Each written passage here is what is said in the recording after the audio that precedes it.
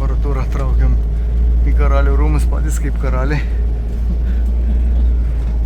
Neblogai.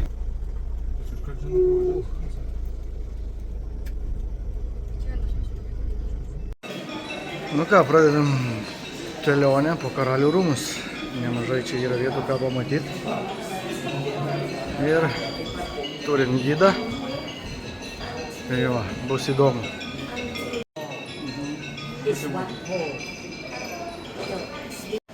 Nu ką, bilietukai vietoj. 500 batų. Kažkur apie 16-19 euriukų. Ir varom. Pažiūrėt, kaip karaliai čia gyvena. Ir kaip Europoje galima palyginti bus. Papuolėm dar į pamainos pasikeitimą. Žygiuoja. Judam pirmin. Įdomiai. O, per auksinius vartus. Nu, įėjus čia va tokie vaizdai yra.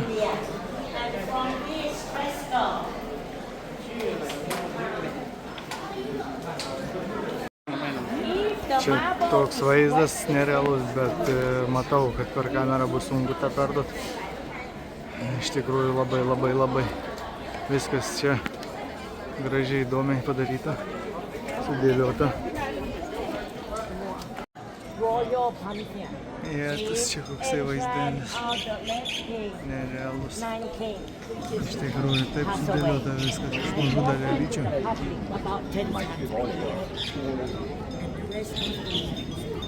Auksas. Nu, įdomi architektūra, iš tikrųjų pati architektūra įdomi. Lankytojų nemažai.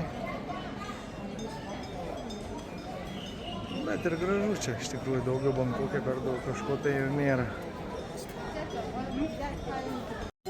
Kas čia per vaizdelis aukso? Eina savo čia, tai geras.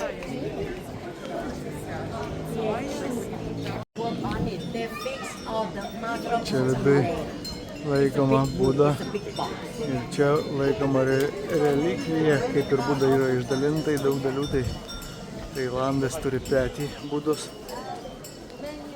Nu, čia jų tokia religijos istorija, kaip vadinama.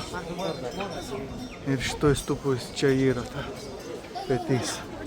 Bet skirtingai nei Šri Lanka, čia neparodo tos dalies niekad. Nu, labai viskas gražu ir įdomu. Stupa irgi čia graži pas jūs.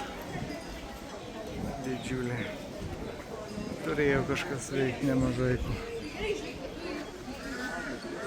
Nu, užėsim pagrindinę jų čia šventyklą. Sako, negalima fotografuoti, filmuoti, bet kad visi tą patį daro. Nežinau, nu, bus matyti, kas ten vidai bus, o gal ir nematysim.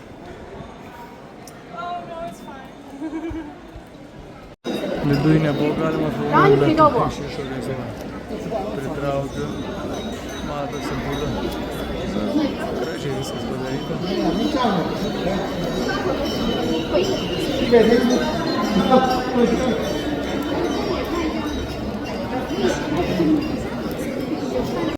Na, įdomi čia padaryta viskas.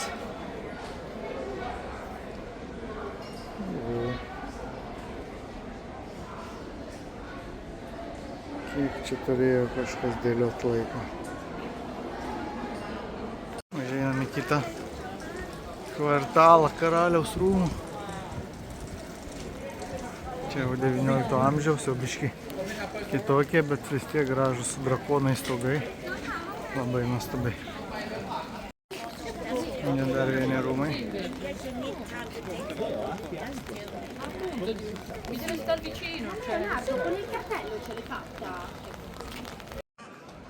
Čia jau patys naujausi rūmai.